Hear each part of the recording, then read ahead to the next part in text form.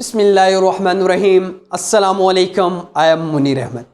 Dear students, हम chromosomes and DNA के chapter को डिस्कस कर रहे हैं और इस चैप्टर का एक इम्पॉर्टेंट टॉपिक डिस्कस कर रहे हैं जो है प्रोटीन सिंथेसिस और जीन एक्सप्रेशन और सेंट्रल डोगमा।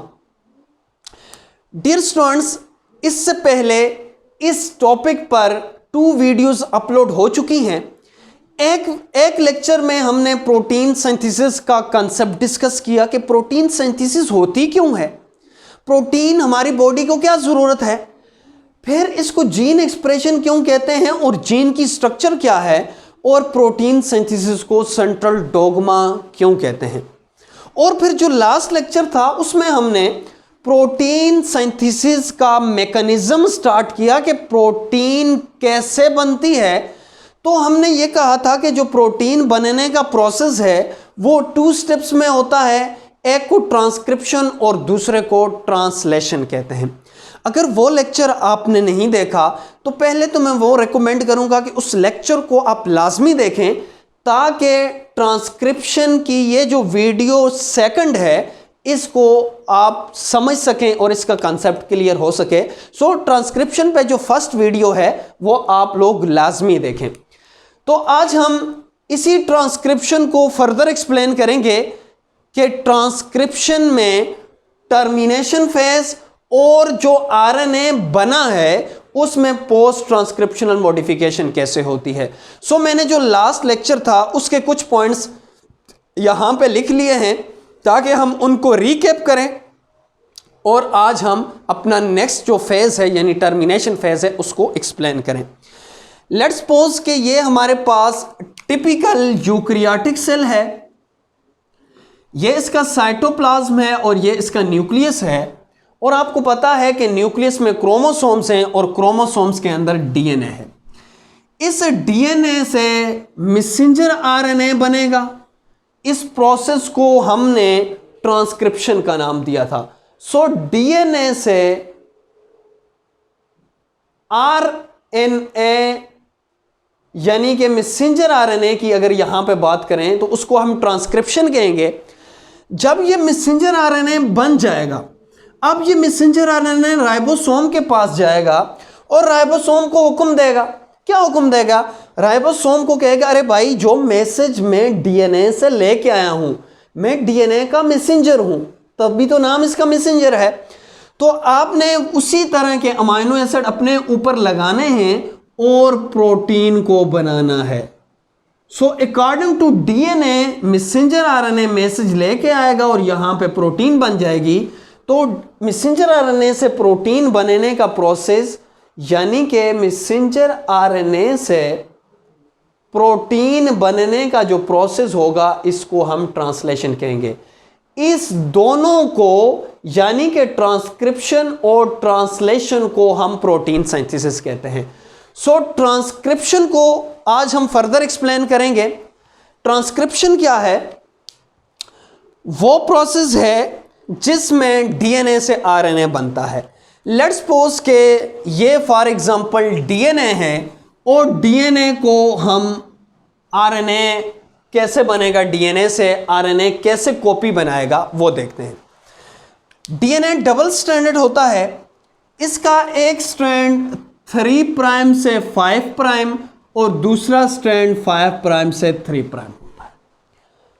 अब आप ये भी ऑलरेडी जानते हैं कि डीएनए स्मॉल सेगमेंट्स होते हैं और इन हर स्मॉल सेगमेंट स्पेसिफिक न्यूक्लियोटाइड से मिलकर बनता है और ये स्पेसिफिक न्यूक्लियोटाइड्स स्पेसिफिक प्रोटीन्स को बनाने के लिए रिस्पॉन्सिबल होते हैं। तो इन सेगमेंट को हम जीन का नाम देते हैं। सो लेट्स सपोज हम इस एक जीन की बात करते हैं। इस एक जीन को मैंने मैग्नीफाई किया हुआ है। इस एक जीन से हम मैसेंजर आरएनए बनाएंगे और मैसेंजर आरएनए से देखेंगे कि कैसे उससे प्रोटीन बनती है। तो ये जीन है, इस जीन का ये 3 प्राइम टू 5 प्राइम स्ट्रैंड है और ये दूसरा जो है वो 5 प्राइम से 3 प्राइम स्ट्रैंड है। इन दो स्ट्रैंड में से एक स्ट्रैंड के ऊपर मैसेंजर आरएनए बनेगा। इस स्ट्रैंड को हम टेम्पलेट स्ट्रैंड कहेंगे जिसके ऊपर मैसेंजर आरएनए बनेगा, और जो मैसेंजर आरएनए बनाने वाला एंजाइम है उसको हम आरएनए पॉलीमरेज कहते हैं। सो वो वाला स्ट्रैंड जिसके ऊपर मैसेंजर आरएनए बनेगा उस स्ट्रैंड को हम टेम्पलेट स्ट्रैंड भी कहते हैं। उस स्ट्रैंड को दूसरा नाम एंटीसेंस स्ट्रैंड का नाम भी दिया जाता है, जबकि वो स्ट्रैंड जो ट्रांसक्राइबिंग स्ट्रैंड के अपोजिट होगा उस स्ट्रैंड को हम कोडिंग स्ट्रैंड या सेंस स्ट्रैंड कहते हैं। सो मैंने यहां पे पॉइंट्स भी लिख दिए। ट्रांसक्राइबिंग स्ट्रैंड वो स्ट्रैंड जहां से मैसेंजर आरएनए बनेगा जिसको हम एंटीसेंस और एंटी कोडिंग स्ट्रैंड भी कहते हैं। आपके माइंड में ये क्वेश्चन आएगा कि एंटीसेंस और एंटी कोडिंग क्यों कहते हैं, ये हम लास्ट लेक्चर में डिस्कस कर चुके हैं। इसके बाद अब आरएनए पॉलीमरेज आकर इस पे अटैच होगा, लेकिन जीन की कौन सी जगह है जहां पे आरएनए पॉलीमरेज ने आकर अटैच होना है। आरएनए की वो रीजन जहां पे आरएनए पॉलीमरेज ने आकर अटैच होना है, लेट्स सपोज ये आरएनए पॉलीमरेज है, उस रीजन को, उस एरिया को हम प्रोमोटर कहते हैं। सो ये क्या है, प्रोमोटर है। अब वो रीजन जहां पे प्रोसेस टर्मिनेट होगा उस रीजन को हम टर्मिनेटर रीजन कहते हैं। सो आरएनए पॉलीमरेज, आपको पता है आरएनए पॉलीमरेज की 4 सब यूनिट्स होती हैं। एक को alpha, beta, beta prime and sigma का नाम दिया जाता है। यह जो सिग्मा फैक्टर है आरएनए पॉलीमरेज की जो यूनिट है, यह समझें कि आरएनए पॉलीमरेज की आंख है। आरएनए पॉलीमरेज को जगह ढूंढ के देता है कि आपने यहां पे लगना है और यहां से आगे मैसेंजर आरएनए बनाना शुरू कर देना है। सो जो ही ये आरएनए पॉलीमरेज आकर लगेगा तो सिग्मा जो फैक्टर है यहां से रिमूव हो जाएगा, क्योंकि सिग्मा फैक्टर ने अपना काम कर दिया। बाकी ये जो बीटा अल्फा और बीटा प्राइम हैं, जिनको हमने कोर एंजाइम का नाम भी दिया था, अब ये आगे की तरफ मूव करेंगे, टर्मिनेटर रीजन की तरफ जाएंगे और मैसेंजर आरएनए को बनाएंगे। लेकिन कुछ पॉइंट्स मैंने यहाँ पे इंपॉर्टेंट लिखे हुए हैं जो लास्ट लेक्चर में हमने विद डायग्राम डिटेल से डिस्कस किए थे। आरएनए पॉलीमरेज जिस जगह पे आकर अटैच होती है, लेट्स सपोज कि ये यहाँ पे आकर अटैच है, इससे पीछे भी न्यूक्लियोटाइड्स होंगे, जाहिर है प्रोमोटर रीजन है, इससे आगे भी न्यूक्लियोटाइड्स होंगे, इससे जो पीछे न्यूक्लियोटाइड्स होंगे फॉर एग्जांपल 1 2 3 4 5 6 7 8, लेट्स सपोज इसको हम -8 -10 कहेंगे, लेकिन जो इस तरफ न्यूक्लियोटाइड्स होंगे उनको हम 1 2 3 4 5। तो इट्स मीन कि आरएनए पॉलीमरेज जिस जगह पे अटैच होगी उससे पीछे को हम पोजीशन को -1 -2 -3 -4, जबकि उससे आगे वाले जो होंगे उनको हम 1 2 3 यानी +1 +2 +3 कहेंगे। अब यहाँ पे कुछ इंपॉर्टेंट पॉइंट्स हैं, कुछ एमसीक्यूज भी इंपॉर्टेंट हैं। ये जो आरएनए पॉलीमरेज है ये प्रोमोटर रीजन पे आकर बाइंड होगी, लेकिन उस जगह पर बाइंड होगी अगर ये प्रोकैरियोटिक डीएनए है या प्रोकैरियोटिक जीन है, तो प्रोकैरियोटिक में -10 यानी कि इससे पीछे 10 न्यूक्लियोटाइड छोड़ के, -10 का ये मतलब है कि पीछे 10 न्यूक्लियोटाइड छोड़ के ये टी सीक्वेंस होगी तो तभी उससे आगे ये लगेगा और उससे आगे प्रोसेस होगा। और -35 यानी पीछे जाए -11 -12 और -35 पर TTGSCA सीक्वेंस होगी तो उससे आगे ये आरएनए पॉलीमरेज काम करेगा।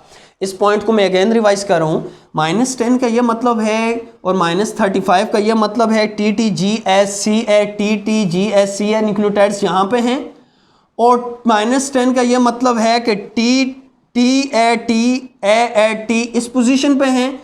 इनको छोड़कर 10 न्यूक्लियोटाइड छोड़कर आगे आरएनए पॉलीमरेज अटैच होकर अपना काम स्टार्ट करेगा।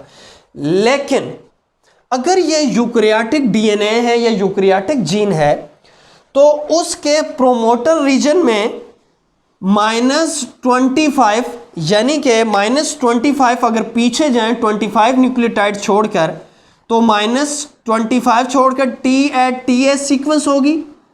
-25 पे क्या होगी, यहां पे TATA जिसको हमने टाटा बॉक्स का नाम भी दिया था, और -70 यानी थोड़ा सा पीछे जाए -70 पे हमारे पास स्कॉट बॉक्स यानी CAAT सीक्वेंस होगी, तो तभी ये प्रोसेस आगे को स्टार्ट होगा। अगर इन पॉइंट्स की आपको समझ नहीं आई तो प्रीवियस लेक्चर आप लाजमी तौर पर देखें।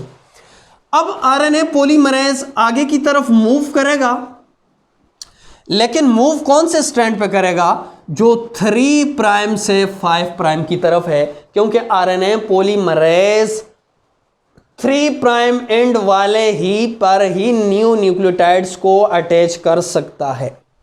सो आरएनए पॉलीमरेज के ये जो कोर एंजाइम है, क्योंकि सिग्मा फैक्टर अभी रिमूव हो चुका है, अब ये आगे की तरफ मूव करेगा और थायामीन के ऊपर कौन सी न्यूक्लियोटाइड्स को लगाएगा जो इसके कंप्लीमेंट्री होंगे, तो थायामीन के ऊपर एडेनिन को लगाएगा, एडेनिन के ऊपर थायामीन को लगाना चाहिए, लेकिन अभी बन रहा है आरएनए, तो आरएनए में थायामीन होता ही नहीं है, तो आरएनए पॉलीमरेज एडेनिन के ऊपर यूरासिल को लगाएगा, गवानीन के ऊपर साइटोसिन को लगाएगा, थायामीन के ऊपर एडेनिन को लगाएगा, साइटोसिन के ऊपर गवानीन को लगाएगा और आगे की तरफ मूव करता जाएगा और मैसेंजर आरएनए हमारे पास बनता जाएगा। क्लियर है? अब मुझे यह बताना है कि जो मैसेंजर आरएनए बनेगा वो 5 प्राइम टू 3 प्राइम होगा या 3 प्राइम से 5 प्राइम होगा। तो डेफिनेटली अगर ये स्ट्रैंड 3 से 5 की तरफ है, 3 से 5 की तरफ है, तो इसके जो ऊपर स्ट्रैंड बनेगा वो उसके कंप्लीमेंट्री होगा और अपोजिट होगा, तो डेफिनेटली ये 5 प्राइम से 3 प्राइम की तरफ बनेगा। अब ये आरएनए पॉलीमरेज इस जगह पर आगे की तरफ मूव करेंगी, तो लेट्स सपोज कि यहां पे आरएनए पॉलीमरेज के कोर एंजाइम्स आ चुके हैं।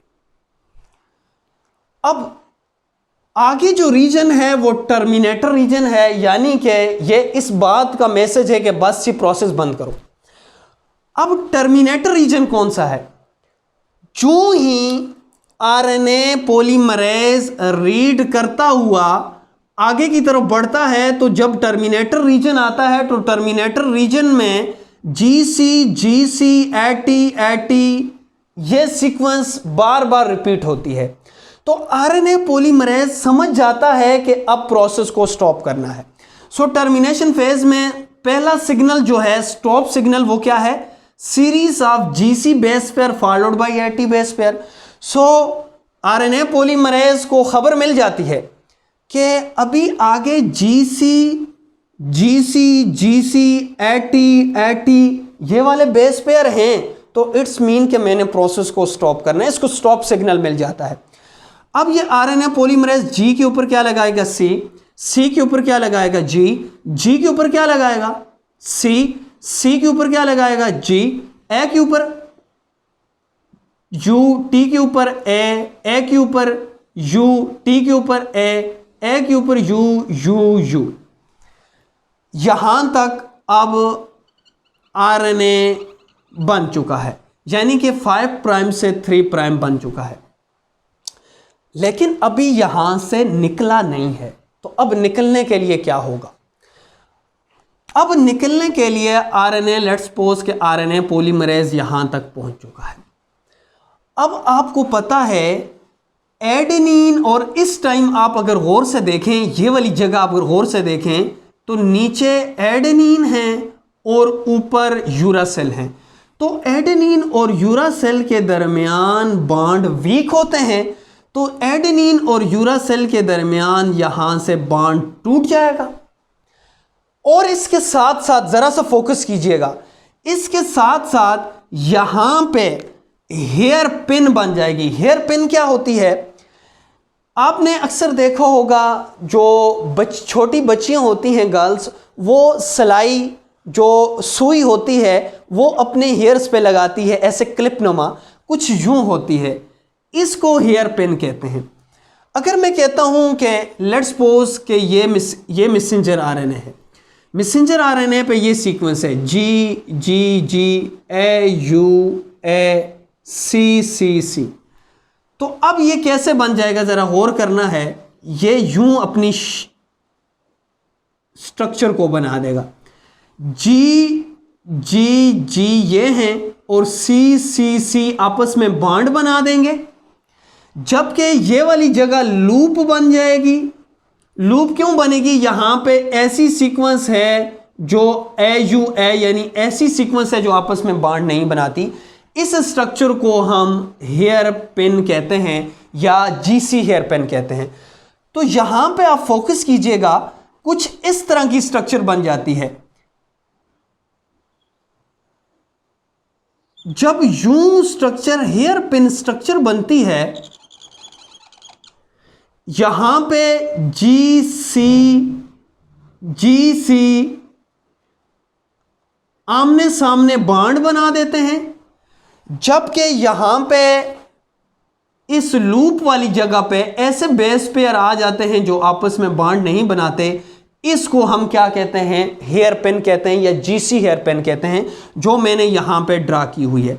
सो AT और GC बेस पेयर का बार बार आना आरएनए पॉलीमरेज को टर्मिनेशन का सिग्नल देता है। इसके अलावा जब ये हेयर पिन बन जाती है, यानी ये लूप बन जाता है, हेयर पिन लूप बन जाता है, तो हेयर पिन लूप यहां से डिस्टर्बेंस, यहां पे डिस्टर्बेंस काज करता है और यहां से रिमूव हो जाता है। और GC हेयर पिन्स जो हैं वो मैंने यूं ड्रा की हुई है, यहां पे GC आपस में बॉन्ड बना देते हैं और यहां पे ऐसे न्यूक्लियोटाइड्स होते हैं जो आपस में, फॉर एग्जांपल AUA है, आपस में बॉन्ड नहीं बनाते और यहां पे लूप बन जाती है। और ये वाली जो स्ट्रक्चर है जिसको हमने GC हेयर पिन का नाम दिया है, जो इस क्लिप की तरह है, ये डिस्टर्बेंस काज करती है। और जब डिस्टर्बेंस काज करती है तो यहां से आरएनए, यहां से जो साथ जुड़ा हुआ होता है, यहां से टूटकर निकल आता है और यह स्ट्रक्चर बन जाती है। सो अभी आरएनए टर्मिनेट हो चुका है, आरएनए यहां से निकल चुका है और 5 प्राइम से 3 प्राइम यह बन चुका है। अब यहां पे मैंने एक और पॉइंट भी लिखा हुआ है, जो इनलोगेशन हो रही है आरएनए पॉलीमरेज कर रहा है और 5 to 3 प्राइम की तरफ हो रही है, 5 to 3 प्राइम की तरफ हो रही है। लेकिन यहां पे एक और पॉइंट इंपॉर्टेंट है, सुन लें। आपने ये पॉइंट भी आपके माइंड में आया होगा कि सर हमने ट्रांसफर आरएनए भी प्रीवियस लेक्चर में नाम सुना था, राइबोसोमल आरएनए का नाम भी सुना था, और मैसेंजर आरएनए तो हम इस लेक्चर में भी बार बार सुन रहे हैं। ये ट्रांसफर आरएनए का क्या चक्कर है और राइबोसोमल आरएनए का क्या चक्कर है? अगर ये प्रोकैरियोटिक डीएनए है तो प्रोकैरियोटिक डीएनए में एक ही आरएनए पॉलीमरेज 3 टाइप्स के आरएनए बनाता है। ट्रांसफर आरएनए भी बनाता है, राइबोसोमल आरएनए भी बनाता है, मैसेंजर आरएनए भी बनाता है। सो मैंने यहां पे लिखा RNA polymerase in prokaryotes only 1 type of RNA, और ओनली 1 टाइप ऑफ आरएनए क्या बनाता है? राइबोसोमल आरएनए को भी बनाता है, ट्रांसफर आरएनए को भी बनाता है और मैसेंजर आरएनए को भी बनाता है। लेकिन यूकैरियोटिक का केस थोड़ा सा कॉम्प्लेक्स है। यूकैरियोटिक के केस में 3 टाइप्स के आरएनए पॉलीमरेजेस होंगे। अगर मैसेंजर आरएनए बनना है तो आरएनए पॉलीमरेज 2 मैसेंजर आरएनए को बनाएगा। अगर राइबोसोमल आरएनए बनना है तो यहां पे आरएनए पॉलीमरेज 2 नहीं होगा। अब आरएनए पॉलीमरेज 1 आएगा और वो क्या बनाएगा? राइबोसोमल आरएनए बनाएगा। अगर ट्रांसफर आरएनए होगा तो ट्रांसफर आरएनए के लिए अब जो है आरएनए पॉलीमरेज 3 होगा। तो यहां पे मैंने 3 पॉइंट्स लिख भी लिए हैं। कि इन यूकैरियोट्स में आरएनए पॉलीमरेज 1 भी होता है और आरएनए पॉलीमरेज 1 राइबोसोमल आरएनए बनाने के लिए होता है, जबकि आरएनए पॉलीमरेज 2 मैसेंजर आरएनए बनाता है और जबकि आरएनए पॉलीमरेज 3 ट्रांसफर आरएनए बनाने के लिए इंपॉर्टेंट होता है।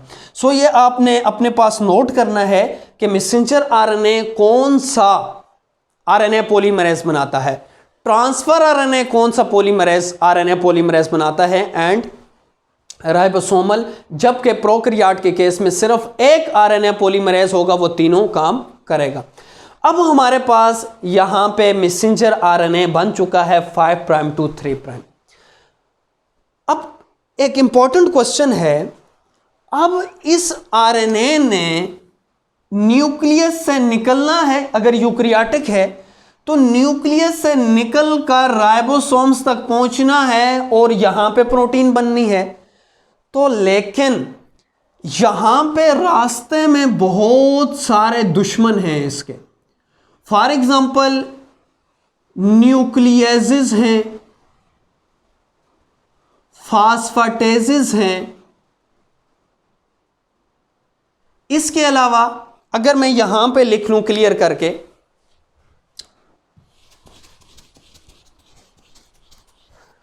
फॉर एग्जाम्पल अब इस आरएनए ने किधर आना है, प्रोटीन बनाने के लिए साइटोप्लाज्म में आना है यूकैरियोटिक के केस में। तो रास्ते में इसको फास्फेटेजेस भी मिलेंगे,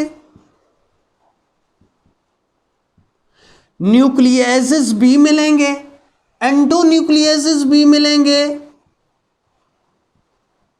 और एक्सोन्यूक्लियेजेस भी मिलेंगे,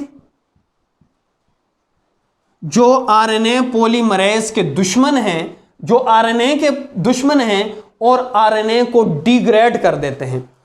अब आरएनए क्या करता है, अपने अंदर मॉडिफिकेशन कर देता है ताकि वो जैसे मैसेज लेके डीएनए से आया हुआ है वो वैसे ही मैसेज लेके राइबोसोम के पास जाए और प्रोटीन बने।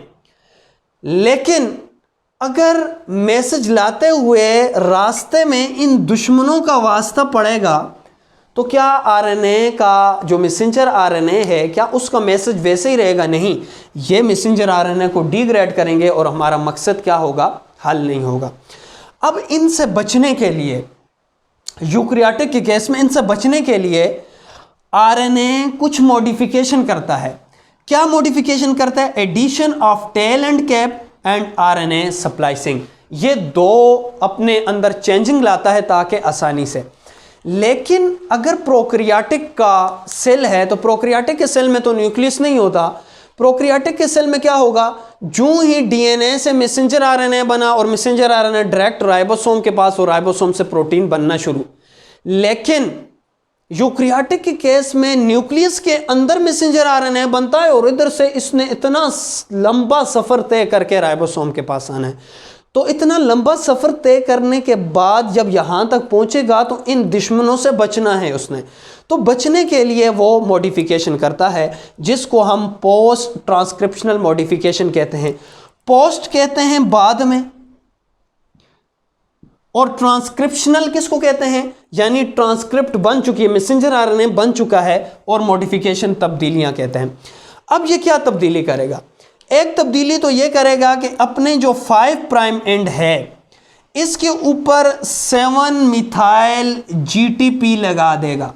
7 मिथाइल जीटीपी का यह मतलब है कि यहां पे गुआनोसिन ट्राइफॉस्फेट को 5 प्राइम पे लगा लेगा और 3 प्राइम पे टेल लगा लेगा जिसको पॉली ए टेल कहते हैं, यानी कि एडिनोसिन ट्राइफॉस्फेट बहुत सारे लगा लेगा। तकरीबन कहते हैं 30 से 200 या 500 तक ये ए टेल यहाँ पे बहुत सारे एडिनोसिन ट्राइफॉस्फेट लगा लेगा। अब इधर से भी और इधर से भी, यानी कि 5 प्राइम पे कैप लग चुकी है और 3 प्राइम पे टेल लग चुकी है। अब इधर से भी कोई इसको कुछ नहीं कह सकता और इधर से भी इसको कोई कुछ भी नहीं कह सकता। अब आपके माइंड में ये भी क्वेश्चन आएगा कि क्या इधर से ये चीज़ें इधर से इसको डिग्रेड नहीं करेंगी दरमियान में से? तो याद रखना है यूकैरियोटिक के सेल में जो हैं वो एंडोन्यूक्लियसेस नहीं होते, एक्सोन्यूक्लियसेस होते हैं, यानी साइडों से ही नुकसान कहते हैं। लेकिन प्रोकैरियोट के केस में एंडोन्यूक्लियसेस भी हैं, तो एंडोन्यूक्लियसेस इस केस में काम नहीं कर सकते, तबाही नहीं कर सकते, क्योंकि ऊपर से मैसेंजर आरएनए बना और साथ ही प्रोटीन बन जाती है। इसके अलावा एक और पोस्ट ट्रांसक्रिप्शनल मॉडिफिकेशन होती है जिसको हम आरएनए स्प्लाइसिंग कहते हैं। आरएनए स्प्लाइसिंग क्या है? आरएनए के अंदर कुछ रीजन ऐसे होते हैं जो नॉन फंक्शनल होते हैं, नॉन कोडिंग होते हैं, फजूल होते हैं। अब उन रीजन को जो फजूल होते हैं, जो उसका फंक्शन नहीं होता, नॉन कोडिंग होते हैं, उनको हम इंट्रॉन कहते हैं, और वो रीजन जो फंक्शनल होते हैं उनको हम एक्सॉन कहते हैं। सो इंट्रॉन भी इस पोजीशन पे रिमूव होंगे। अब दूसरा काम क्या होगा, इसमें से जो इंट्रॉन हैं वो रिमूव हो जाएंगे और इस प्रोसेस को हम आरएनए स्प्लाइसिंग कहते हैं। सो पोस्ट ट्रांसक्रिप्शनल मॉडिफिकेशन किसको कहते हैं? जो प्राइमरी आरएनए बना है, इस प्राइमरी आरएनए से मैच्योर आरएनए बनने का जो प्रोसेस है, इस प्रोसेस को पोस्ट ट्रांसक्रिप्शनल मॉडिफिकेशन कहते हैं। Via addition of tail, poly A tail and cap 7 methyl GTP and RNA splicing is the removal of non-coding or non-functional region or intron is known as RNA splicing। Hopefully कि आपको concept clear हो चुका होगा। अब अगर आप यहाँ पे देखें तो हमारे पास मैच्योर RNA बन चुका है। अब ये जो RNA है, अब ये राइबोसोम के पास आएगा और राइबोसोम से प्रोटीन बनाएगा जिसको हमने ट्रांसलेशन कहना है। तो इंशाल्लाह नेक्स्ट लेक्चर में ट्रांसलेशन को डिटेल से डिस्कस करेंगे कि ट्रांसलेशन क्या है। अब लास्ट में स्टूडेंट्स आपके लिए कुछ होमवर्क है। आपने इन्हीं पॉइंट्स को विद डायग्राम अपनी नीट नोटबुक पे नोट करना है। तो अगर आपको कोई भी कंफ्यूजन हो, कोई भी प्रॉब्लम हो, कोई पॉइंट्स आपको अगर क्लियर ना हुआ हो तो आप कमेंट सेक्शन में लाजमी कमेंट्स कीजिए, अपना फीडबैक लाजमी दीजिए। इंशाल्लाह नेक्स्ट लेक्चर में ट्रांसलेशन की डिटेल के साथ मिलते हैं। तब तक के लिए इजाज़त दीजिए। अल्लाह हाफिज़।